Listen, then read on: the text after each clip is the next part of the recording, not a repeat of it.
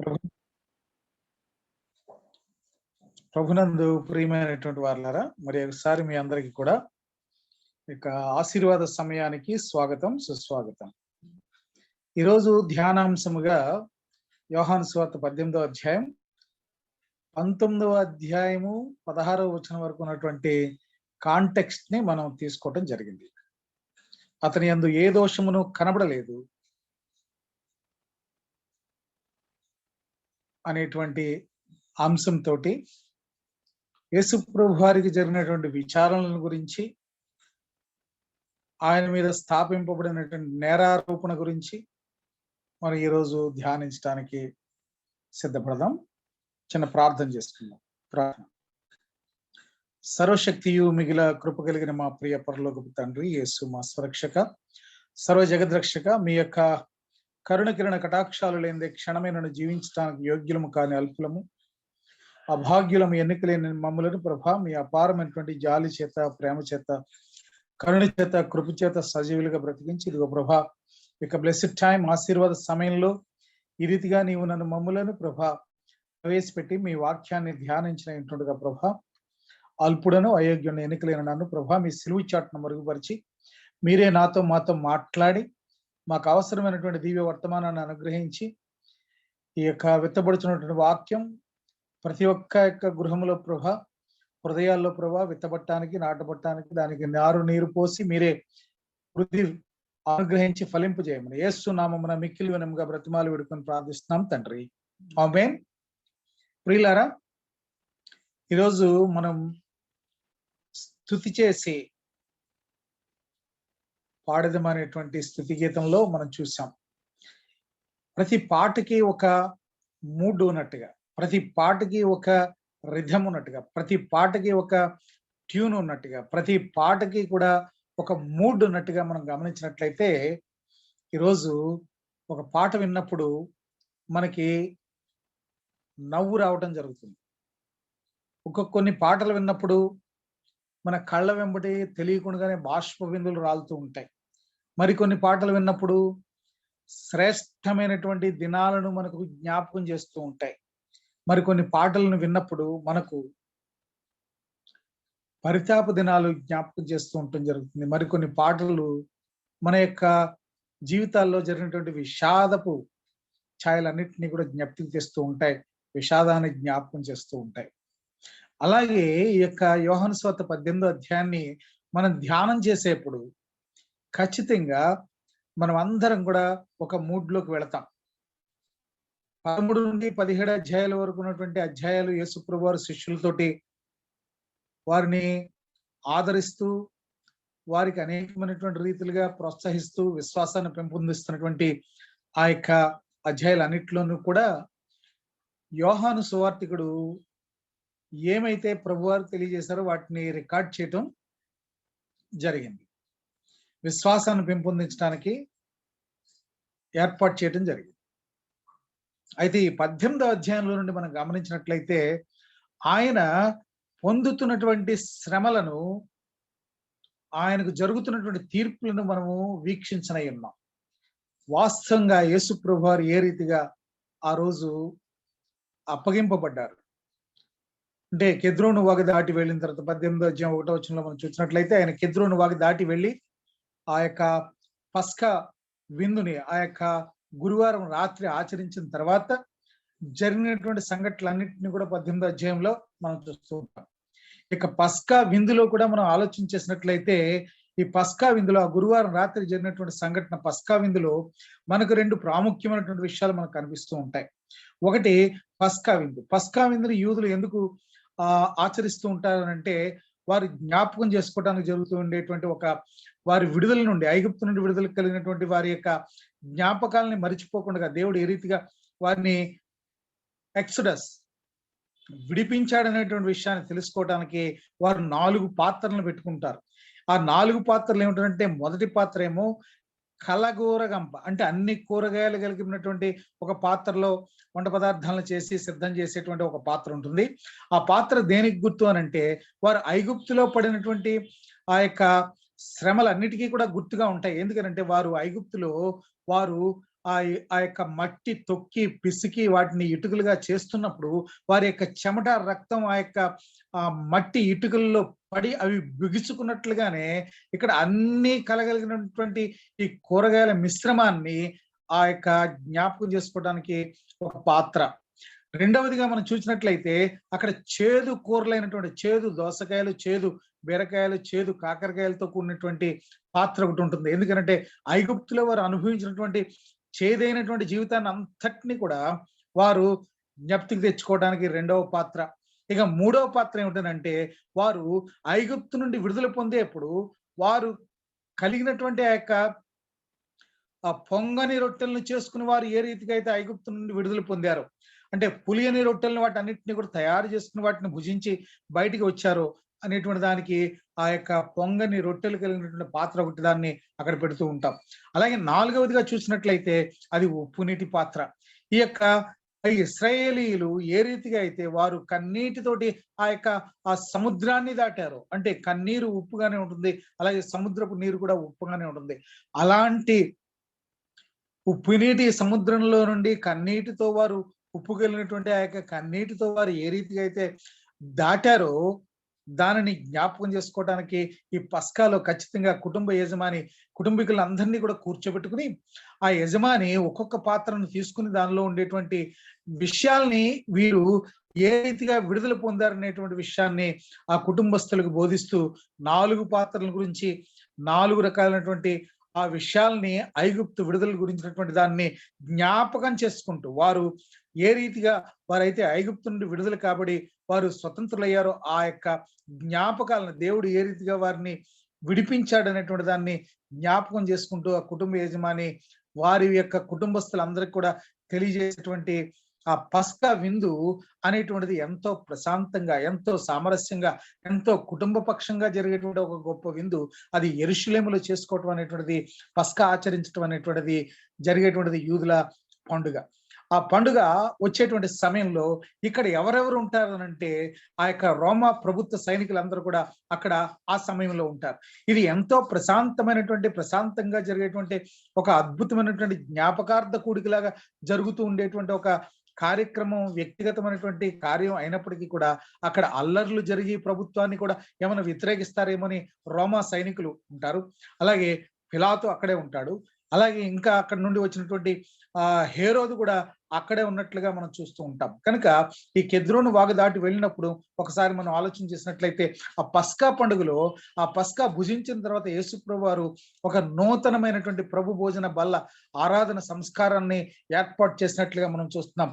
ఆయన ఆ యొక్క పస్కా ఆ విందు జరుగుతూ ఉన్నట్టుగా వారి శిష్యుల మధ్యలో ఒక రొట్టె తీసుకుని దేవునికి ప్రార్థన చేసి కృతజ్ఞతాస్తుతులు చెల్లించి దాన్ని విరిచి, ఇదిగో ఇది మీరు తీసుకుని తినండి, ఇది నా శరీరం అని చెప్పి వారికి ఇచ్చి, ఆ తదుపరి ఆయన ఆ యొక్క ద్రాక్షరసం తీసుకుని వారికి ఇచ్చి, ఇదిగో ఇది నా యొక్క రక్తము, దీనిని మీరు త్రాగమనిచ్చి, ఇది నేను వచ్చి పర్యంతం మీరు జ్ఞాపకార్థంగా దీన్ని మీరు చేసుకోండి అని చెప్పి ఒక నూతనమైనటువంటి ఆ యొక్క పస్కాను యేసుప్రభు వారు ముందుగానే నిర్ణయించుకున్నారు. ఏమిటనంటే ఆయన ఆ రోజు రాత్రి పట్టబడతారు, రేపటి దినాన సిలువ వేయబడతారు అనేటువంటి విషయాలన్నీ కూడా యేసుప్రభు వారికి తెలుసు కనుక ఆయన ఒక నూతన నియమాన్ని విధించి మనకు అప్పచెప్పారు. కనుక పస్కా వేరు, ప్రభు రాత్రి భోజన సంస్కారం వేరు అనేటువంటివి రెండు విధాలు. ఒకటి ఐగుప్తు నుండి విడుదల కాబడినటువంటి యూదులు ఆచరించేటువంటి పస్కా ఒకటైతే, యేసుప్రభు వారు ఆ యొక్క పస్కాకు బదులుగా ఆ యొక్క పస్కా పశువుగా యేసుప్రభు వారు రేపటి దినాన్న శుక్రవారం దినాన శిలువ మీద మరణించినటువంటి ఆ యొక్క అద్భుతమైనటువంటి ఆ యొక్క మరణాన్ని జ్ఞాపకం చేసుకుంటూ తిరిగి లేచినటువంటి సందర్భం అంతటిని కూడా గుర్తు చేసుకుంటూ ఆయన వచ్చే పర్యంతం కూడా మనం ఆచరించాల్సినటువంటి ఒక నియమాన్ని, ఒక నూతన నిబంధనను మనకు అనుగ్రహించినటువంటి ఆ యొక్క రాత్రి ఈ 18వ అధ్యాయం 1వ వచనంలో మనం చూస్తాం. అక్కడ ప్రార్థించి కెద్రోను వాగిదే. కెద్రోను వాగు అనేటువంటిది భారీగా ఎక్కువగా వర్షం వస్తే గనక ఆ యొక్క అది నిండినప్పుడు ఆ కెద్రోను వాగు దాటి ఇటువైపు ఉన్నటువంటి గెత్సేమనే వనంలోనికి రావడానికి వీల్లేదు. ఇప్పుడు ఆ రీతిగానే కెద్రోను వాగు అనేటువంటిది ఇప్పటికీ ఆ రీతిగా ఉన్నది. అది భారీ వర్షాన్ని బట్టి ఆ వాగు నిండుతూ ఉంటుంది. కనుక యేసుప్రభు వారు వాగు దాటి వచ్చారు అని అంటే ఆ కాలం వర్షాకాలం కాదనేటువంటి విషయాన్ని మనం గమనించవచ్చు. కనుక ఏప్రిల్ నెలలో సంభవించింది అనేటువంటి దానికి ఇది ఒకటి మనకి ఆధారంగా ఉన్నట్లుగా కూడా మనం గమనించవచ్చు. కనుక ఆయన ఆ కెద్రోను వాగు దాటి వచ్చిన తర్వాత ఇక్కడ గెత్సేమనే వనంలోనికి ప్రవేశించిన తర్వాత అంతకు ముందు పూర్వమే అనేక పర్యాయాలు ప్రభువారు ఆయన శిష్యులు వచ్చి ప్రార్థించేటువంటి స్థలం దగ్గరికి వారిని తోడుకొని పోతున్నట్లుగా మనం చూస్తున్నాం మొదటి వచనంలో. అలాగే అక్కడ 4వ వచనంలో చూసినట్లయితే ఇక్కడ ఎవరెవరు వస్తున్నారంటే ఈ యొక్క యూదా ఆ యొక్క ప్రభురాత్రి భోజన సంస్కారం ఆచారం అయిన తర్వాత ఆ రొట్టె ముంచి బయటికి వెళ్ళిన తర్వాత ఈ యొక్క యూదా ఎవరితోటి ఈ యొక్క శాస్త్రులు పరిసయ్యులు వారి యొక్క బంట్రోతులైనటువంటి వారితోటి అలాగే సైనికులతోటి ఆ యొక్క ప్రదేశానికి వారిని వెంట పెట్టుకుని వచ్చినప్పుడు యూదా ఇస్కరియోతు అప్పుడు ప్రభువారు వచ్చి మీరు ఎవరిని వెతుకుతున్నారని వారిని అడిగినట్లుగా మనం చూస్తున్నాం. అనగా ప్రభువారు వారిని ఎవరిని వెతుకుతున్నారు మీరు అని అడగటంలో ఉద్దేశం ఏమిటనంటే ఆయన తనంతట తానుగా వారికి అప్పగింపబడటానికి ఇష్టపూర్వకంగా వస్తున్నట్లుగా మనం గమనించాం.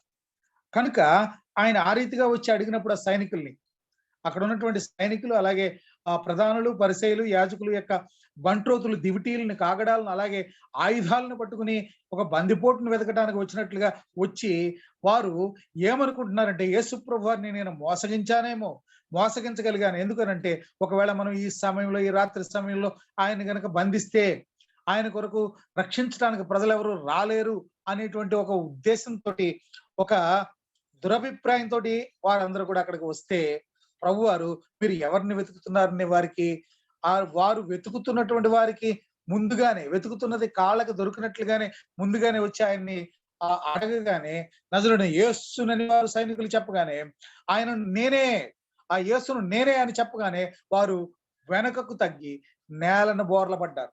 వారు కింద పడిపోయారు. దేవుని యొక్క అద్భుతమైనటువంటి ఆ యొక్క ప్రణాళిక ఎంత గొప్పగా ఉందో. మరలా తిరిగి ప్రభు మీరు ఎవరిని వెతుకుతున్నారు? వారు లేచిన తర్వాత మరలా యేసు ప్రభు వారు మరలా మీరు ఎవరిని వెతుకుతున్నారు అని అంటే 4-5వ వచనంలో నజరేయుడైన యేసునని చెప్పగానే అప్పుడు ఇలాగైతే మీరు నన్ను వెతుకుతున్నారు కనుక నేనే ఆయనను కనుక వీరిని పోనీయుడు అని చెప్పి ఈ యొక్క ప్రవచన నెరవేర్పు ప్రకారంగా తన వారిని ఆయన ఏ రీతిగా రక్షించుకుంటాడు అనేటువంటిది ఏ రీతిగా ప్రవచనం అయితే ఉందో ఆ ప్రవచన నెరవేర్పు ప్రకారంగా వారిని పోనీయుడి నేనే అని చెప్పి వారికి అప్పగింపబడినట్లుగా మనం చూస్తున్నాం. కనుక ఇక్కడ ఈ యొక్క 19వ అధ్యాయం 16వ వచనం వరకు ఉన్నటువంటి విషయాలన్నింటినీ కొన్ని అంశాలుగా నేను దీన్ని నిర్ణయించడం జరిగింది. ఏమిటి అని అంటే ఎలా అంటే ఒక 16 విషయాలుగా దీన్ని నేను క్రోడీకరించా. 16 సంఘటనలుగా వాటిని నేను వివరించా. 16 సంఘటనలో ప్రతి సంఘటన గురించి మనం అనేక సార్లు ధ్యానించుకున్నాం, అనేక సార్లు మనం వాటి గురించి తెలుసుకున్నాం. కనుక వాటిని లిస్ట్ అవుట్ చేస్తాను తప్పించి వాటి గురించి వివరాన్ని ఇక్కడ నేను చెప్పటం లేదు. ఎందుకనంటే ఒక్కొక్క దాని గురించి ఒక్కొక్కసారి ఎక్కువసేపు మనం మాట్లాడగలిగేటువంటి పరిస్థితి దాని గురించి వివరాలు మన దగ్గర ఉన్నప్పటికీ కూడా ఈ యొక్క సమయాభావం వల్ల మనము ఈ యొక్క సమయాన్ని సద్వినియోగం చేసుకోవడానికి వాటిని గురించి తెలియజేస్తాను మీకు. ఈ యొక్క అప్పుడు ప్రభువారిని పట్టుబడిగా ఆయన ఏం చేశారంటే ఇక్కడ పట్టుబడిన దగ్గర నుండి ఉదయం కోడి కూసేటువంటి వరకు కూడా తెల్లవారుజామున కోడి కూసేంత వరకు కూడా ఉండేటువంటి సమయాన్ని మనము శిలువ జాగరణముగా ఆచరించడం మంచిదనేటువంటి అభిప్రాయాన్ని కూడా మీకు నేను తెలియజేస్తున్నాను. ఈ శిలువ జాగరణం అనేటువంటి దాన్ని రాత్రి 9 గంటలకి గురువారం రాత్రి 9 గంటలకు ప్రారంభించి తెల్లవారుజామున కోడి కూసే సమయం 3 గంటల వరకు కనుక మనం కొనసాగించినట్లయితే, ఎందుకనంటే ఆ రాత్రి యేసు ప్రభువారు నిద్రలేదు. ఈ యొక్క సర్వ పాప పరిహారార్థమై లోక రక్షకుడు ఆ రోజు రాత్రి నిద్రించినటువంటి ఆ రాత్రి నేను కూడా పడుకోవడానికి మనకు మనస్కరించినటువంటి పరిస్థితులు కలిగి ఉన్నటువంటి వారమైతే కనుక మనం ఖచ్చితంగా శిలువ జాగరణాన్ని 9 గంటల నుండి 3 గంటల వరకు ఆచరించబద్దులమై ఉన్నాం. కనుక ఆ రీతిగా చేసుకోవడానికి ఆస్కారం ఉంటుంది. ఈ యొక్క సందర్భంగా ఒకసారి మనం చూస్తున్నాం. ఒకసారి మొదటిగా ఈ తీర్పులు జరుగుతున్నటువంటి విధానాన్ని మనం గమనించినప్పుడు, ఈ మొదట ఆయన్ని బంధించినప్పుడు వెంటనే ఎవరి దగ్గరికి తీసుకుని వెళ్ళారనంటే ఆ యొక్క క్రీస్తు శకం 6వ సంవత్సరం నుండి 15వ సంవత్సరం వరకు కూడా ప్రధాన యాజకుడుగా ఉన్నటువంటి ఆ అన్నా వద్దకు తీసుకెళ్లారు. అన్నా అప్పటికి ప్రధాన యాజకుడు కాదు. ఎందుకనంటే అతడు కాకపోయినప్పటికీ కూడా అతని దగ్గరికి తీసుకువెళ్ళారు. మరి అప్పటి ప్రధాన యాజకుడు ఎవరు అనంటే ఆ యొక్క అన్నా యొక్క అల్లుడైనటువంటి కయప. కయపాను అన్న వీరిరువురు కూడా ఒకే భవనంలో నివసిస్తున్నటువంటి కారణంగా ఆ యొక్క గెత్సెమనే వనంలో నుండి యేసు ప్రభు వారిని మొదట అన్నా ఎదుగు తీసుకువెళ్ళారు. ఇంకొక విషయాన్ని మనం గమనించినట్లయితే, ఇక అల్లుడు ప్రధాన యాజకుడు అయినప్పటికీ కూడా ఇంకా అధికారాన్ని అనధికారికంగా అధికారాన్ని చలాయిస్తున్నట్లుగా అన్నాను మనం గమనించవచ్చు. ఎందుకనంటే మొదట యేసు ప్రభువారిని తీసుకువెళ్ళింది ఎవరి దగ్గరికి అనంటే అన్న ఎద్దకి. అన్న ఎద్దకు తీసుకువెళ్ళినప్పుడు వారు ఏం చెప్పారంటే, అక్కడ అడిగినటువంటి నువ్వు బోధించే శిష్యులకు బోధిస్తున్నటువంటి బోధ ఏమిటి అని అడిగినప్పుడు అన్నాకు యేసు ప్రభువారు ఏమని సమాధానం ఇచ్చారనంటే, నేను బహిరంగంగానే ఆ యొక్క బోధన నేను చేస్తున్నాను. దేవాలయంలోను అలాగే సమాజ మందిరంలోనూ నేను బోధించినటువంటి బోధ విన్న వారందరూ కూడా ఇక్కడే ఉన్నారు కదా, వారిని అడిగి తెలుసుకోమని చెప్పినప్పుడు ఆ యొక్క సమాధానం అనేటువంటిది అన్నాకు ఆ రీతిగా సమాధానం చెప్పడం అనేటువంటిది ఒక విధంగా అవమానకరంగా భావించినటువంటి అందులో ఉన్నటువంటి అన్న యొక్క బంట్రోతకుడు ఆ యేసు ప్రభువారిని కొట్టి ఆయనను కయపా వద్దకు రెండవసారి తీసుకుని వెళ్ళారు. యేసు ప్రభువారి యొక్క విచారణలను జాగ్రత్తగా మనం గమనించినట్లయితే ఇక్కడ 2 రకాలైనటువంటి విచారణలు, ఒకటి మతపరమైనటువంటి విచారణలు, అలాగే రెండవది రాజకీయపరమైనటువంటి అంటే గవర్నర్ దగ్గరికి, ప్రొక్యురేటర్ దగ్గరికి తీసుకెళ్ళినటువంటి విధానాన్ని మనం చూస్తున్నాం. కనుక ఇక్కడ ఆ కైఫా దగ్గరికి ప్రధాన యాజకుడు అయినటువంటి కైఫా 18 నుండి 36 దాకా క్రీస్తు 18వ సంవత్సరం నుండి 36 దాకా ఉన్నటువంటి ఆ కైఫా వద్దకు ప్రధాన యాజకుని వద్దకు తీసుకుని వెళ్తే అక్కడ ప్రధాన యాజకుడు ఏమని అడుగుతున్నాడనంటే, అతడు కూడా ఏమని చెప్తున్నాడనంటే ఇతడు మరణానికి పాత్రుడు అంటున్నాడు.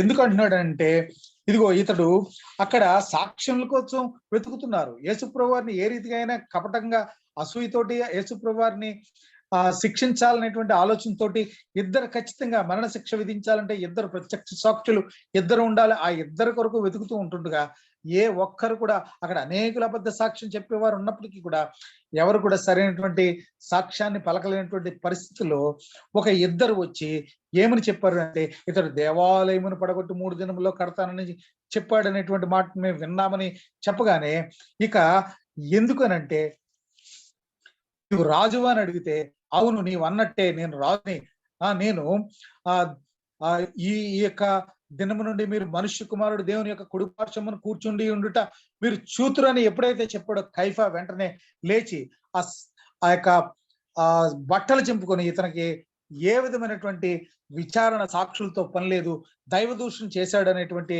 ఉద్దేశంతో 71 మంది ఉండేటువంటి ఆ సన్హెద్రిన్ సభలో కూడా ఇది ఈ రీతిగా 2 సార్లు మతపరమైనటువంటి విచారణ యేసు ప్రభువారికి జరిగి ఈయనను పిలాతు వద్దకి పంపించేశారు. ఇక్కడ ప్రెతోరియం అనేటువంటి ఆ మందిరంలోనికి పంపించారు. ప్రెతోరియం అనేటువంటి మందిరానికి తీసుకుని వెళ్ళే సమయానికి ఆ సమయం ఎంత అయిందనంటే అప్పటికే పేతురు 3 సార్లు ముమ్మారు బొంకటం జరిగిపోయింది. కనుక ఆ యొక్క ఉదయం అయిపోతుంది కనుక ఆ గవర్నర్ దగ్గరికి తీసుకువెళ్ళినప్పుడు ఉదయం అయిపోతున్నటువంటి సమయంలో వారు ఆ ప్రెతోరియం అనబడేటువంటి ఆ మందిరంలోనికి ఆ రోజు పస్కాను ఆచరించవలసినటువంటి వారు కనుక వారెవ్వరు కూడా యూదులు ఎవరు కూడా ఆ మందిరం లోనికి వెళ్ళలేదు. ఎందుకనంటే వారు అది అన్యుల గృహంలోనికి ప్రవేశించరు. ఎందుకని అన్యుల గృహంలోనికి ప్రవేశించరు అని అంటే, అన్యుల గృహంలోనికి ఈ యొక్క యూదులైనటువంటి వారు ఎంత మాత్రం కూడా ప్రవేశించరు. మరి ముఖ్యంగా ఈ పస్కా సమయంలో ఎంతో నిష్ఠాగరిష్టంగా ఆచరించేటువంటి ఇక అద్భుతమైనటువంటి పస్కా ఆచరించే సమయంలో అసలు అన్యుని గృహానికి వెళ్ళరు. అయితే ఆ పిలాతు దగ్గరికి వెళ్ళినట్లుగా మనం చూస్తున్నాం. ఈ పిలాతు కూడా యేసు ప్రభు వారు 18వ అధ్యాయం 28 నుండి 38 వరకు ఉన్నటువంటి ఆ వచనాలు మనం చూసినట్లయితే ఇక్కడ సన్హెద్రిన్ సభలో జరిగినటువంటి తీర్పు ఏమిటంటే ఇతడు మరణానికి పాత్రుడు అని చెప్పేసి, మరణానికి పాత్రుడు అయినప్పుడు ఈ యొక్క మరణ శిక్షను విధించేటువంటి అధికారం ఈ యొక్క సన్హెద్రిన్ సభకు అనగా యూదులకు ఎంత మాత్రం కూడా లేదు కనుక వారు ఏం చేశారంటే పిలాతు దగ్గరికి తీసుకెళ్లారు. పిలాతు దగ్గరికి తీసుకెళ్ళినప్పుడు ఆ పిలాతు ఏమంటున్నాడు అంటే, ఇతడు ఏ నేరం చేశాడనంటే ఇతడు ఏ నేరం చేయటమే ఉంది, ఇతడు చేసినటువంటిది నేరం కాకపోతే నీ దగ్గరికి ఎందుకు తీసుకొస్తాం అన్నట్లుగా చెప్పినప్పుడు పిలాతు కూడా ఒక 5 సార్లు తప్పించుకున్నట్లుగా మనం చూస్తాం. అప్పుడు ఏమంటున్నాడంటే, పిలాతు ఏమంటున్నాడంటే, మీరు వెళ్ళి మీ ధర్మశాస్త్రం చొప్పున వీరికి ఏ శిక్ష విధించుకుంటారో ఆ శిక్షను విధించుకోండి అని చెప్పినట్లుగా మనం చూస్తున్నాం. అలాగే ఈ తర్వాత రెండోసారి యేసు ప్రభు వారి మీద 3 నేరాలు స్థాపించబడ్డాయి. అవి ఏమిటనంటే, ఒకటి జనములను తిరుగుబాటుకు ప్రేరేపిస్తున్నాడని, కైసరుకు పన్ను వేయవద్దని చెప్పి తెలుపుతున్నాడని, నేను ఒక రాజునని మెస్సైనని చెప్పుకుంటున్నాడని 3 నేరాలు మోపిన తర్వాత యేసు ప్రభు వారు గలిలయుడని పిలాతు యేసు ప్రభు వారు గలిలయుడని వినిన తర్వాత వెంటనే యేసు ప్రభు వారిని హేరోదు వద్దకి, హేరోదు కూడా అప్పటికి గలిలయలో నుండి ట్రెట్రార్కర్ గా ఉన్నటువంటి హేరోదు యెరూషలేములోనే ఉన్నాడు. ఎందుకనంటే యెరూషలేములో ఈ పస్కా సమయంలో ఏమైనా ఒకవేళ నేరాలు తిరుగుబాట్లు జరుగుతాయనేటువంటి ఉద్దేశంతో అతని సైనికులతోటి అతడు యెరూషలేములోనే అక్కడ ఈ యొక్క గెత్సెమనే తోట దగ్గర ఉన్నటువంటి మందిరానికి సమీపంలో ఉన్నటువంటి మందిరంలో ఇతడు ఉన్నట్లుగా మనం చూస్తాం. హేరోదు దగ్గరికి తీసుకెళ్ళినప్పుడు హేరోదు ఎంతగానో ఆనందపడ్డాడు, సంతోషించాడు. ఇలాంటి యేసు ప్రభువారిని గురించి వినటువంటి సంగతులను బట్టి, ఇలాంటి గొప్ప ప్రవక్త, ఇలాంటి గొప్ప మహిమాన్వితుడు కలిగినటువంటి దేవుని కుమారుడు నా ఎద్దుకు వస్తున్నాడు అంటే ఎంతగానో ఆనందించి సంతోషించినటువంటి హేరోదు ఆయన ద్వారా ఒక సూచక్రియను చేయడానికి ఆలోచన చేసిన వాడే. ఆయన అనేకమైనటువంటి ప్రశ్నలు అడిగినప్పటికీ కూడా యేసు ప్రభువారు ఏమి కూడా సమాధానాన్ని ఇవ్వకుండా మౌనంగా ఉండటం చూసి ఆ యొక్క సైనికులు హేరోదు యేసు ప్రభువారిని అవమానపరిచి ఆయనకు మరలా ప్రశస్తమైనటువంటి వస్త్రాలని తొడిగించి మరలా మరి ఒకసారి పిలాతు దగ్గరికి పంపించినట్లుగా మనం చూస్తున్నాం. పిలాతు దగ్గరికి పంపించినప్పుడు పిలాతు 5 సార్లు తప్పించుకున్నట్లుగా మనం చూస్తున్నాం.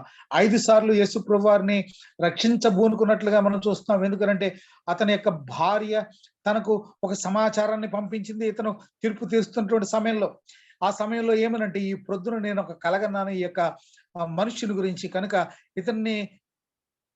ఇతని జోలికి పోవద్దనేటువంటి ఒక సమాచారాన్ని భార్య పంపించింది. ఆ పంపించినటువంటి సమాచారాన్ని జ్ఞాపకం చేసుకుంటూ పిలాతు మొదటిగా మీ ధర్మశాస్త్రం చొప్పున చేసుకోండి అని చెప్పి పంపించాడు. రెండవదిగా గలిలయుడని చెప్పి హేరోదు దగ్గరికి పంపించాడు.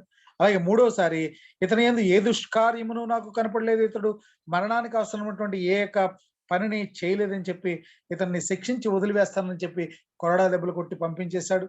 అలాగే తర్వాత 4వదిగా అతడు ఈ యొక్క పస్కా నాడు ఎవరో ఒక యూదుని విడుదల చేయటం అనేటువంటి ఆచారంగా ఉన్నటువంటి ఆ యొక్క సాంప్రదాయానికి అనుకూలంగా నేను బరబ్బనా యేసున ఇద్దరిలో ఎవరొకరిని విడుదల చేస్తాను, యేసును విడుదల చేయమంటారని యేసును విడుదల చేయడానికి ఒక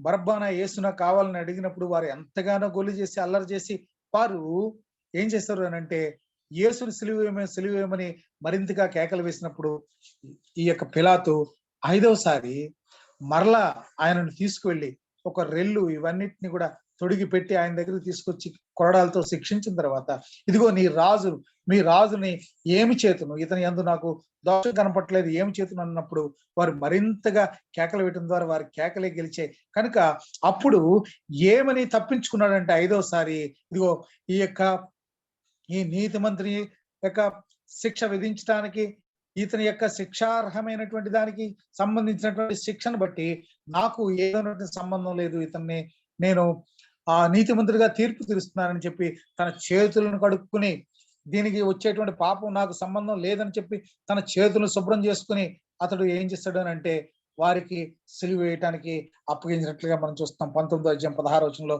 మనం చూస్తాం. కనుక ఈ రీతిగా యేసు ప్రభువారిని ఈ రీతిగా 5 సార్లు విడిపించడానికి ప్రయత్నం చేసినప్పటికీ మనం ఒక చక్క క్యారెక్టర్ అసాసినేషన్ మనం చేయాల్సినటువంటి వారమై ఉన్నాం. ఈ 18వ అధ్యాయం నుండి 19వ అధ్యాయం 16వ వచనం వరకు ఉన్నటువంటి 16 అంశాలని నేను ఒకసారి మీకు తెలియజేస్తాను. ఆ భోజన బల్ల యొద్ద శిష్యులు ఏ రీతిగా కూర్చోవాలనేటువంటి సందర్భంలో ఒక నెంబర్ 1 చర్చ జరిగింది. రెండవదిగా ఎవరు గొప్పవారు అనేటువంటి వివాదం వారిలో పుట్టింది. దానికి ప్రతిఫలంగా మూడవది యేసు ప్రభువారు శిష్యుల యొక్క పాదాలను కడగటం అనేటువంటిది ఆ రోజు సంభవించింది. ఆ తదుపరి యూదా ద్రోహి అని గుర్తించడం జరిగింది. మీలో ఒకడు నన్ను అప్పగిస్తాడని చెప్పడం అది యూదా అని గుర్తించడం జరిగింది. ఐదవదిగా ఆ యూదా వెళ్ళిపోవడం అనేటువంటి సంఘటన జరిగింది. ఆ యొక్క ముక్క ముంచగానే అతనిలో సాతాను ప్రవేశించి అతను వెళ్ళిపోవడం జరిగింది. అలాగే యేసు ప్రభు ఆ ప్రభురాత్రి భోజనాన్ని నియమించడం అనేటువంటిది, ఆయన పస్కాకు బదులుగా ఆయన ఒక నూతన నిబంధన ప్రభురాత్రి భోజన సంస్కారాన్ని నియమించడం అనేటువంటిది జరిగింది. ఆ తదుపరి మేడగదికి గెత్సేమనీ వనానికి మధ్యన ఈ శిష్యులతో యేసు ప్రభువారు సంభాషించినటువంటి సంభాషణలు అంతటిని కూడా మనం ఆలోచన చేసినట్లయితే యోహాను సువార్త 13వ అధ్యాయం 3 నుండి 35 వరకు ఉన్నటువంటి వచనాలు, ఆ తదుపరి ఆ యాజకుని ప్రార్థన అయినటువంటి 17వ అధ్యాయం 1 నుండి 26 వరకు ఉన్నటువంటి ఆ ప్రార్థన, అలాగే గెత్సేమనీ వనము చేరిన తర్వాత ఈ ప్రార్థన చేసినట్లుగా కొంతమంది చరిత్రకారులు తెలుపుతున్నట్లుగా, బైబిల్ పండితులు తెలుపుతున్నట్లుగా మనం చూస్తున్నాం. ఇక 9వదిగా గెత్సేమనీలో యేసు ప్రభువారు దుఃఖపడినట్లుగా, వేదన పడినట్లుగా మనం చూస్తున్నాం. ఆయన చెమట రక్త బిందువు వలె మారి ఎంతగానో వేదంతో ప్రార్థించినటువంటి ప్రార్థన మనం చూస్తున్నాం. 10వది యేసు ప్రభువారిని ఆయనంతటా ఆయనగా అప్పగింపబడటం, ఆయనను బంధించడం అనేటువంటిది 10వ సంఘటనగాను. 11వది కైఫా ఎదుట యేసు ప్రభువారు, అలాగే అన్న ఎదుట, కైఫా ఎదుట. ఈ సమయంలోనే పేతురు ఆ యొక్క మందిరానికి వెళ్ళటానికి ముందుగానే ఆ లోనికి వెళ్ళటానికి అనుమతిని యోహాను అతనికి అనుమతించినప్పటికీ అక్కడ ఉన్నటువంటి ఆ యొక్క సైనికురాలు ఉన్నటువంటి వారు ప్రశ్నించగానే కాదని ముమ్మారు బొంకినటువంటి అక్కడికి మల్కు చెవి నరికినటువంటి ఆ మల్కు చెవి బంధువు అయినటువంటి ఒకడు, నువ్వు అక్కడ ఉన్నావు, నేను చూశానని చెప్పగానే కాదు అని చెప్పి ఒట్టు పెట్టుకుని వెనక్కి తిరిగి రావటం, ముమ్మారు బొంకటం, ఆ తదుపరి కోడి గీయటం అనేటువంటిది కూడా జరిగినటువంటి సందర్భం ఆ గెత్సేమనీ వనంలో. అక్కడ ఇప్పటికీ కూడా ఆ యొక్క కోడి కూర్చున్నటువంటి ఆ యొక్క కోడి ఎక్కడైతే కూర్చుందో అక్కడ ఒక గొప్ప ఆలయాన్ని నిర్మించారు. ఆ ఆలయంలో పైన శిఖరం మీద కోడి పుంజు బొమ్మ ఉంటుంది. అక్కడ సిలువకు బదులుగా కోడి పుంజు బొమ్మ ఉంటుంది. దేవుని యొక్క మహా ఉచితమైన కృపను బట్టి ఆ యొక్క గెత్సేమనీ వనంలో యేసు ప్రభువారు ఎంతగానో వేదన పడినటువంటి ఆ యొక్క 2000 సంవత్సరాల క్రితం ఉన్నటువంటి చెట్లు ఇంకా 8 ఉన్నట్లుగా భావించి అక్కడ ఉన్నటువంటి ఆ చెట్లలో వాటన్నిటిని కూడా దర్శించడానికి, తాకడానికి, అక్కడ కూడా వెళ్ళటానికి దేవుడు నాకు కృప చూపించాడు. అక్కడ వాటిని దర్శించి రావడం అనేటువంటిది కూడా జరిగింది. ఈ యొక్క 12వదిగా చూసినట్లయితే యేసు ప్రభువారు హేరోదు దగ్గరికి వెళ్ళినప్పుడు వారందరూ కూడా అపహసించడం అనేటువంటిది జరిగింది. యోహాను సువార్త 18వ అధ్యాయం 19 నుండి 24, 19వ అధ్యాయం 4వ వచనంలో మనం చూస్తాం. అలాగే బరబ్బాను విడుదల చేయటం అనేటువంటిది కూడా జరిగినట్లుగా మనం చూస్తాం. 14వ సిలువ వేటకు తీసుకుని పోవడం అనేటువంటిది చూస్తాం. 15వ సన్నివేశం ఏమిటంటే కురేనీయుడైనటువంటి సీమోను యేసు ప్రభువారి సిలువను మోయటం. 16వది మనం చూసినట్లయితే ఆ సిలువ మోసే క్రమంలో యేసు ప్రభువారు యెరూషలేము స్త్రీలతో మాట్లాడినటువంటి సందర్భాన్ని కూడా మనం చూస్తాం. ఎందుకంటే 19వ అధ్యాయం 16 నుండి 17 వరకు ఉన్న వచనాల్లో యెరూషలేము కుమార్తెలారా మీరు నా కోసం అడగండి, మీ కొరకు మీ పిల్లల కోసం ఎరువులని చెప్పినటువంటి అద్భుతమైన మాటలు యెరూషలేము స్త్రీలతో మాట్లాడినటువంటి ఆ సందర్భాన్ని మనం గమనించినప్పుడు ఈ యొక్క 19వ అధ్యాయం 16 వరకు ఉన్నటువంటి ఈ యొక్క ముఖ్యమైనటువంటి సంఘటనలు 16 ఘట్టాలన్నింటినీ కూడా వివరించడం జరిగింది. ఈ వివరణలో మనము ఈ రోజు ప్రత్యేకంగా ధ్యానించలేనటువంటి అంశం ఏమిటనంటే ఒక వ్యక్తి యొక్క క్యారెక్టర్ అసాసినేషన్. అది పిలాతు యొక్క క్యారెక్టర్ ని మనం ఈ రోజు అసాసినేట్ చేయబడుతున్నాం. ఎందుకంటే పిలాతు కలిగినటువంటి విధానాన్ని మనం ఒకసారి ఆలోచన చేసుకుని మనలో కూడా అలాంటి లక్షణాలు ఏమన్నా ఉన్నాయేమో ఒకసారి ఆలోచన చేసుకుని మనల్ని మనం సరి చేసుకోవడానికి ఈ రోజు పిలాతుని గురించి ఆలోచన చేద్దాం. కనుక పిలాతు ఏ రీతిగా ఒకసారి మనం ఆలోచన చేసినట్లయితే పిలాతు చాలా చూసినట్లయితే బలహీనుడు. పిలాతు బలహీనుడు. ఆ బలహీనత ఏ విధమైనటువంటి బలహీనత అంటే అతనికి అధికార దర్పం అయితే ఉంది, కానీ అతడు చాలా బలహీనుడు. నైతిక బలం లేదు అతనికి. ఏమి లేదు అని అంటే నైతిక బలం అనేటువంటిది లేనటువంటి వ్యక్తి. అథారిటీ ఉంది కానీ, పవర్ ఉంది కానీ, లాటిన్ లో యాక్టోరిటస్ టు ఇంక్రీజ్ పెంచుకోవటం లేదా టు ఎన్రిచ్ సౌభాగ్యవంతం చేసుకోవటం అనేటువంటి గొప్ప అథారిటీ ఉన్నప్పటికీ ఇతడు పిరికివాడిగా మనకు కనబడుతున్నాం. ఎంత పిరికివాడనంటే తనకున్నటువంటి అధికారాన్ని నిరుపయోగం చేస్తున్నాడు. ఈ యొక్క ఉపయోగాల్లో రకాలను మనం చూసినట్లయితే యూజ్ అంటే ఉపయోగం, గుడ్ యూజ్ అంటే సద్వినియోగం, అలాగే మిస్యూజ్ అంటే దుర్వినియోగం, అలాగే నాన్ యూజ్ అంటే నిరుపయోగం. కనీసం మిస్యూజ్ అన్నా చేసుకోలేదు. ఇతడు పిలాతు ఏం చేసుకున్నాడు అని అంటే తనకున్నటువంటి అధికారాన్ని నాన్ యూజ్, అతను ఉన్న మొత్తం అధికారాన్ని అంతటిని కూడా ఎందుకు పనికి రాకుండా పోయే విధంగా నిరుపయోగం చేసుకున్నటువంటి పరిస్థితుల్ని మనం చూస్తున్నాం. కనుక మనం కూడా మనకున్నటువంటి తలాంతులు, మనకున్నటువంటి అనేకమైనటువంటి విషయాలను ఒకసారి పరిశీలన చేసినప్పుడు మనకున్నటువంటి వాటి అన్నిటిని కూడా కొన్ని సందర్భాల్లో నాన్ యూజ్, నిరుపయోగంగా, అంటే ఎందుకు పనికిరానిటువంటి విధంగా మనకి ఎంతో టాలెంట్ ఉన్నప్పటికీ కూడా టాలెంట్ ని వినియోగించుకోలేనటువంటి స్థితిలో మనం ఉన్నాం. యేసుక్రీస్తు ప్రభు వారిని గురించి మనం సాక్ష్యం చెప్పాల్సి వచ్చినటువంటి సందర్భంలో చెప్పకుండా రహస్యంగా మనం ఆయన్ని ప్రార్థించి కొనియాడి వేడుకోవటానికి ఒకవేళ ప్రయత్నం చేసినట్లయితే అక్కడ రక్షణ కార్యం అనేటువంటి దాన్ని మనం ఏం చేస్తామనంటే నిర్లక్ష్యం చేస్తాం.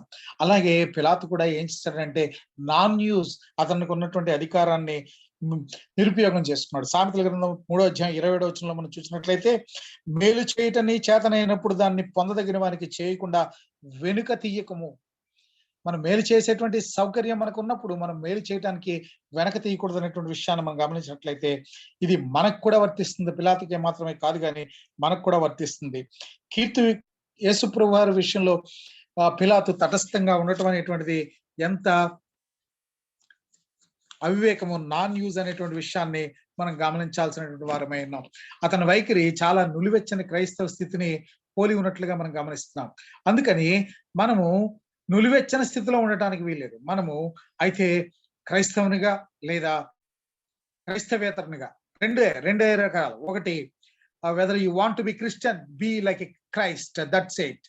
And if you don't want Christ, okay, leave Christ, no problem, but don't pretend to be Christian and follow the Satan. నువ్వు అపవాదిని వెంబడిస్తూ క్రీస్తుని అని మాత్రం చెప్పుకోవడానికి వీల్లేదు. That will become non use. కనుక once to every man and nation comes the moment అనేటువంటి ఒక నీగ్రో భక్తుడు కీర్తనలో రచిస్తున్నాడు. అంటే ఒక్కసారి వస్తుంది అవకాశం.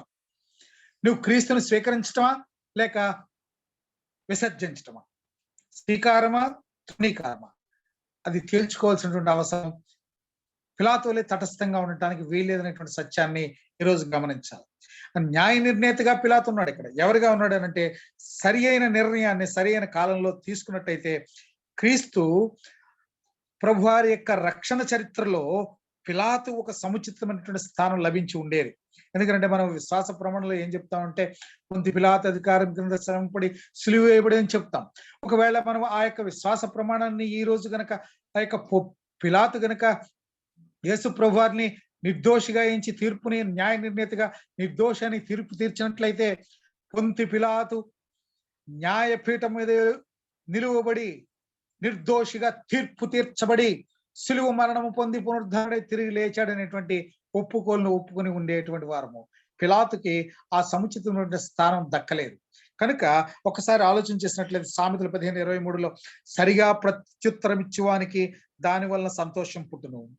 సంయోచితమైనటువంటి మాట ఎంత మనోహరము, నిజమే, ఎంతో మనోహరమైనటువంటి మాటను ఇతడు మాట్లాడకుండా, సంయోచితమైనటువంటి మాట మాట్లాడకుండా, అత్యవసర సమయంలో ఆపత్కాలంలో యేసు ప్రభువారిని గురించి సరైన ప్రత్యుత్తరాన్ని ఇవ్వకుండా చల్లగా మెల్లగా దాటవేసినటువంటి ఇతడు ఒక మనందరికి కూడా ఒక హెచ్చరిక, ఒక కనువిప్పు అనేటువంటి విషయాన్ని మనం చూస్తాం. పిలాతు వైఖరి, ఆయన మనోనిబ్బరం, ఆయన తొణకని వణకని చెక్కు చెదరనటువంటి యేసు ప్రభువారి యొక్క వ్యక్తిత్వం, ఆ దైవశక్తిని చూచి ఆశ్చర్యపడ్డాడు, ఆనందించాడు, అభినందించాడు. అయినప్పటికీ ఆయనను నిర్దోషిగా తీర్చలేదు. మత్తయి సువార్త 27వ అధ్యాయం 14వ వచనంలో మనం చూసినట్లయితే అయితే ఆయన ఒక మాట అయినను అతనికి ఉత్తరమే లేదు. గనుక అధిపతి మిక్కిలి ఆశ్చర్యపడింది. అధిపతి మిక్కిలి ఆశ్చర్యపడ్డాడు. పిలాతు ఆశ్చర్యపడ్డాడు ఆయన యొక్క అద్భుతమైనటువంటి గుణగణాన్ని చూసి. అయితే ఆయనలో ఏ దోషము లేదని, మరణశిక్షకైన పాత్రుడు కాడని యోగ్యతా పత్రాన్ని కూడా ఇచ్చాడు. యేసుక్రీస్తు ప్రభు వారిని అభినందించడమే కాకుండా ఆయన పక్షాన నిలిచి ఉంటే ఎంత బాగుండేది. ఆ పిలాతు హోదాకు తగినట్లుగా ఉండేటువంటిది అనేటువంటి సత్యాన్ని మనం గమనించాలి. పిలాతు తనకున్నటువంటి సామ్రాజ్యపు అధికారాన్ని, రాజకీయ శక్తిని యేసును సిలువ నుండి తప్పించడానికి ప్రయోగించలేదు, కానీ గవర్నర్ గా రక్షించేవాడు, శిక్షించేవాడుగా మారినట్లుగా మనం చూస్తాం. యోహాను సువార్త 19:10 మనం చూస్తాం. ఏమనంటున్నాడంటే, నిన్ను రక్షించుటకును విడిపించుటకును నాకు అధికారం ఉందని ప్రగల్భాలు పలికినటువంటి పిలాతు యేసును కాపాడటానికి యథార్థంగా ప్రయత్నించలేదు. కనుక చట్టరీత్యా యేసుకు క్షమాభిక్ష పెట్టి విడిపించి ఉంటే కనుక రోమా అధికారిగా ఎన్నో తిరుగుబాట్లను అణచినటువంటి పిలాతు ప్రజల అల్లరిని, కేకలను, వాటన్నిటిని కూడా ఆపలేకపోయాడు. 19వ అధ్యాయం యోహాను సువార్త 19వ అధ్యాయం 12వ వచనంలో మనం చూసినట్లయితే, ఈ మాటను బట్టి పిలాతు ఆయనను విడుదల చేయటకు యత్నం చేసిన గాని, యూదులు నీవు ఇతను విడుదల చేసేవా? కైసరుకు స్నేహితుడు కావు, తాను రాజునని చెప్పుకొని ప్రతివాడును కైసరుకు విరోధంగా మాట్లాడుచున్నవాడే అని కేకలు వేసినట్లుగా మనం చూస్తున్నాం. వారంతా కూడా కూడబలుక్కుని కుట్ర పన్ని అసూయ చేత యేసుప్రభు వారిని అక్కడికి తీసుకుని వచ్చారనేటువంటి విషయాన్ని పిలాతుకు తెలుసు. మార్కు సువార్త 15వ అధ్యాయం 9వ వచనంలో మనం చూస్తాం. ప్రధాన యాజకులు అసూయ చేత యేసును అప్పగించరని తెలుసుకుని, నేను యూదుల రాజును మీకు విడుదల చేయగోరుచున్నారా అని చెప్పి అడగటంలో ఒక ఉద్దేశం ఏమిటనంటే, పిలాతు యేసు ప్రభు వారిలో ఏ దోషము లేదనేటువంటి గుర్తించినటువంటి పిలాతు ప్రజలనే పెట్టడానికి ఇష్టపడినట్లుగా మనం చూస్తున్నాం. మార్కు సువార్త 15వ అధ్యాయం 15వ వచనంలో మనం చూసినట్లయితే, పిలాతు జనసమూహమును సంతోషపెట్టుటకు మనస్సు గలవాడై వారికి బరబ్బను విడుదల చేసి యేసును కొర్రరాలతో కొట్టించి సిలువ వేయటానికి అప్పగించినట్లుగా మనం చూస్తున్నాం. మొదటి సంకీర్తన 1వ చరణంలో చూస్తున్నాం. దుష్టుల ఆలోచన చెప్పున్నాడుగా, పాపుల మార్గం నిలుక, అపహాసకులు కూర్చుండు చోటును కూర్చుండగా అని వాక్యం చెబుతూ ఉంటే, అతను ఏం చేశాడనంటే ఆ యొక్క దుష్టుల ఆలోచనను సఫలపరచడానికి ఇష్టడుగా మారినట్లుగా మనం చూస్తున్నాం. ఇక్కడ పిలాతు బరబ్బాను విడుదల చేస్తున్నట్లు, అతని నీచమైనటువంటి పనులు ఎంతగానో శ్రేష్టమైనట్టుగా కనపడినట్లుగా మనం చూస్తున్నాం. నరహంతకుడైనటువంటి బరబ్బా, జీలెట్ అయినటువంటి బరబ్బా, రోమా సైన్యానికి వ్యతిరేకంగా తిరుగుబాటు చేసినటువంటి బరబ్బా, అతను హంతకుడైనటువంటి అతన్ని విడుదల చేయడానికి ఇష్టపడ్డాడు, కానీ ఏ నేరం చేయనటువంటి యేసు ప్రభు వారిని విడుదల చేయడానికి ఎంత మాత్రం కూడా సిద్ధపడలేదనేటువంటి సత్యాన్ని కూడా మనం గమనించాలి. తర్వాత మూడవదిగా మనం చూసినట్లయితే, పిలాతు అతని యొక్క తటస్థ వైఖరిని మనం గమనిస్తే కనుక ఎంతగా తటస్థ వైఖరిని కలిగి ఉన్నాడనంటే, యేసును సిలువ ఎక్కించి తాను మాత్రం చేతులు కడుక్కోవాలనుకున్నాడు. సిలువ ఎక్కించేసి చేతులు కడుక్కుంటే రక్తపు మరకలు చేతికి అంటినటువంటివి పోతాయని అనుకున్నాడు, కానీ ఇంతకన్నా ఆత్మవంచన కోట ఉండదు. చేతులు కడుక్కోవడం అనేటువంటి దాన్ని హృదయం కడుక్కోవటాన్ని సమానంగా చూసినట్లుగా మనం చూస్తాం.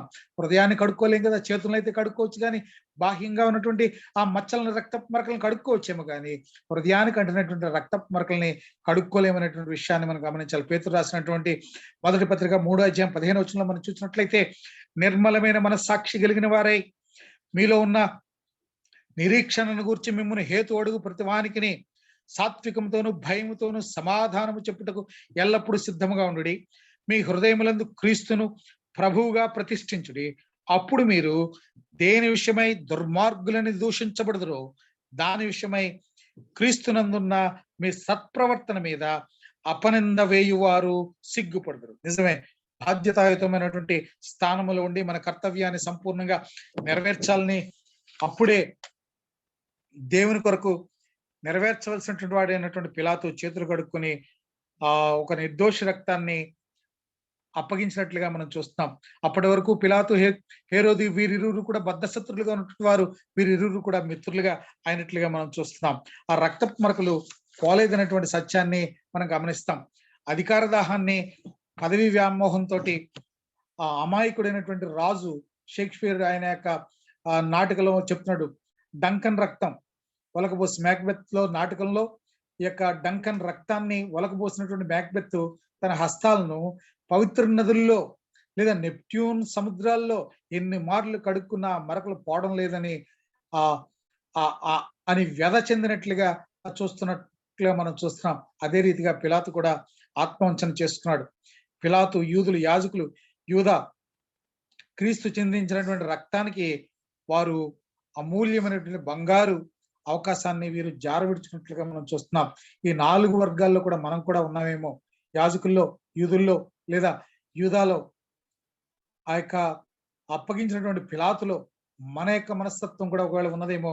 ఒకసారి ఏ వర్గానికి చెందిన వారో మనం చూస్తున్నాం. ఆయన అసూయ చేత ఆయన్ని అప్పగించారని పిలాతు నిశిత బుద్ధితో గ్రహించాడు. మార్కు సువార్త 15:9 గ్రహించగలిగినప్పటికీ కూడా ప్రధాన యాజకులు అసూయ చేత యేసును అప్పగించాలని తెలుసుకుని, నేను యూదుల రాజును విడుదల చేయగోరుచున్నారా అని అడిగినట్లుగా మనం చూస్తున్నాం. ఏమిటనంటే ఇక్కడ మనం ఒకసారి ఆలోచన చేసినట్లయితే ఆ యొక్క తటస్థ వైఖరిని మనం గమనించినప్పుడు, ఒక్కసారి మనం చూసినట్లయితే, మనం ఒకసారి ఆలోచన చేసినట్లయితే పిలాతులో ఉన్నటువంటి 3 గుణగణాలని మనం ఆలోచన చేసాం. 4వది మనం చూసినట్లయితే పిలాతు యొక్క పిరికితనం, బలమైనటువంటి రాజకీయ అస్త్రాన్ని నేర్పుగా ప్రజల మీద ప్రయోగించి ఆయన క్రీస్తునటువంటి యేసును ఏం చేయాలని వారిని అడిగాడు. ఎంత దౌర్భాగ్యమైనటువంటి పరిస్థితి అండి. అధికారి అయ్యండి, ఒక న్యాయ నిర్ణేత అయ్యండి, న్యాయం ఏం చేయాలని న్యాయం కోసం వచ్చేటువంటి సామాన్య పౌరుల్ని ఎవరన్నా న్యాయం అడుగుతారండి? అలాంటి పరిస్థితిలో ఇక పిలాతు పిరిగితనాన్ని ప్రదర్శించాడు. ఎందుకంటే విల్ పవర్ లేనటువంటి క్రైస్తవుడిగా, విల్ పవర్ లేనటువంటి వ్యక్తిగా ప్రదర్శించాడు. మనం కూడా ఒకవేళ విల్ పవర్ లేనటువంటి క్రైస్తవులుగా ఉన్నామేమో ఒకసారి మనం ఆలోచన చేసుకోవాలి. ఇలాంటి దుర్భర పరిస్థితుల్లో మనము హేరోదు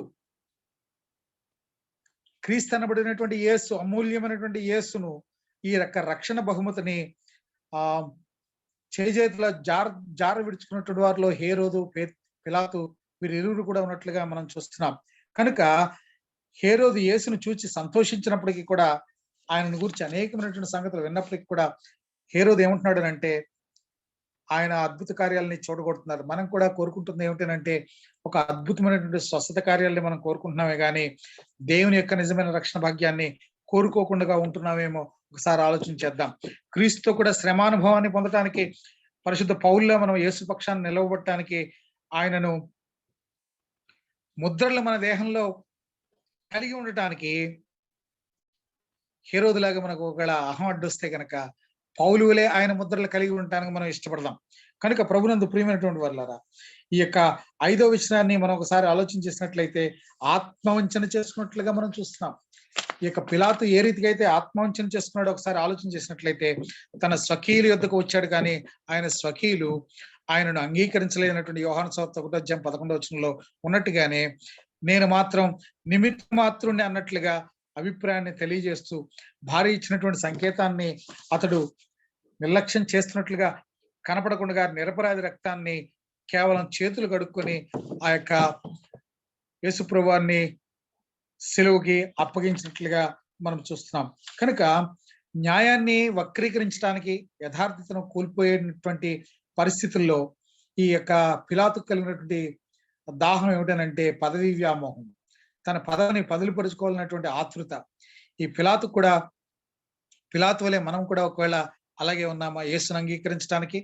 ఒకవేళ మనకు ఉన్నటువంటి ఈ యొక్క లోక సంబంధమైనటువంటి వాటి అన్నింటిని కూడా కోల్పోస్తుందేమో యేసు ప్రభువారిని బాహాటంగా బహిరంగంగా మనం గనక అని మనం ఒప్పుకుంటే అనేటువంటి విషయాన్ని ఆలోచన చేస్తున్నామా? కనుక నువ్వు యూదులు రాజువా అని అడిగినప్పుడు నీవన్నట్టే అని చెప్తున్నట్లుగా మనం చూస్తున్నాం. ఎందుకనంటే ఆ యొక్క అర్తమీ దేవాలయపు పండుగలో అక్కడ జరిగినటువంటి అల్లర్లని కేవలం ఒక కరణం అనేటువంటి వాడు ఆ యొక్క అల్లర్లన్నింటినీ కూడా అణిచివేసినటువంటి ఆ కరణానికి, అల్లర్ని అణచగలిగేటువంటి శక్తి ఉంటే, ఇక్కడ ఆ యొక్క దేశానికి, ప్రభుత్వానికి న్యాయాధిపతి అయినటువంటి న్యాయమూర్తి అయినటువంటి పిలాతు అలాంటి అల్లర్లని, కేకలను అణచలేక ఆ కేకలే గెలిచాయనేటువంటి సత్యాన్ని మనం గమనిస్తాం. కనుక కరణానికి ఉన్నటువంటి వాటి ధైర్యాన్ని, సాహసాన్ని కూడా చేయనటువంటి పిలాతు వలె ఒకవేళ మనం కుంటి సాకులు చెప్పడానికి ప్రయత్నిస్తామేమో ఒకసారి ఆలోచన చేసుకుందాం. కనుక మనల్ని మనం ఒకసారి ఈ రోజు మనం పరిశీలన చేసుకుందాం. యేసు ప్రభువారిని అప్పగించడానికి, యేసు ప్రభువారిని మరి నాకు తెలియదని ముమ్మారు బొంకటానికి పేతురు వలె, పిలాతు వలె, హేరోదు వలె ఏ రీతిగా మనం ఉన్నాం అనేటువంటి విషయాన్ని ఒకసారి ఆలోచన చేసుకున్నట్లయితే ఈ రోజు నీవు నేను కూడా తేల్చుకోవాల్సినటువంటి ఆ విషయం సమాచారం ఏమిటి అని అంటే, మనం యేసు ప్రభువారి యొక్క యోహాను సువార్త ధ్యానిస్తున్నటువంటి విషయాన్ని మనం గమనించినప్పుడు ఈ విచారణ ద్వారా మనకి ఏం తెలుస్తుందని అంటే, ఆ యేసు ప్రభువారు నిర్దోషి అని తేల్చబడ్డారు. అయితే నీవు నేను కూడా పేతురు, పిలాతు వలె, హేరోదు వలె విచారణలో నిలిచి ఉన్నామనేటువంటి సత్యాన్ని మనం గమనించాలి. మనకు వేయబడేటువంటి ప్రశ్న ఏమిటంటే, మన కొరకు చనిపోయినటువంటి వాని పక్షాన నీవు ఉండటానికి ఇష్టపడుతున్నావా, లేక ఒత్తిడికి లొగ్గి, లేదా పదవి వ్యామోహనకే, లేదా లోక సంబంధమైనటువంటి వాటన్నిటిని కూడా ఆలోచన చేసి నజరేయుడైన యేసు యొక్క శిష్యుడిగా ఉండకుండా ఉండటానికి ఏ రీతిగా నీవు ఉంటున్నాం అనేటువంటి విషయాన్ని ఆలోచన చేసుకోవడానికి ఈరోజు మీకు విడుదల చేయబడినటువంటి ప్రశ్న, నీకు బరబ్బా కావాలా, క్రీస్తు కావాలా? ఈ రోజే, ఈ క్షణమే, ఇప్పుడే మనం తేల్చుకోవాలి. నీకు యేసుని కనుక కావాలనుకున్నట్లయితే కనుక ఈ పిలాతుకున్నటువంటి 5 మనస్తత్వాలను కూడా విడనాడాలి. హేరోదు వంటి మనస్తత్వాన్ని విడనాడాలి. పేతురు కలిగినటువంటి ఆ యొక్క తెలియదనేటువంటి విషయాన్ని మనం ఎంత మాత్రం కూడా చెప్పకుండా క్రీస్తును నా సురక్షకుడని ఎటువంటి పరిస్థితుల్లో కూడా ప్రకటించడానికి, ఆయన పొందినటువంటి గాయముల చేత మనకు స్వస్థత లభిస్తుంది కనుక ఆయన ముద్రలను మనం కలిగి పౌలు వలె జీవించడానికి మన తండ్రి అయిన దేవుడు తన పరిశుద్ధాత్మ శక్తిని మనందరికి కూడా అనుగ్రహించి కాచి కాపాడి సంరక్షించి పోషించుగాక. ఆమేన్.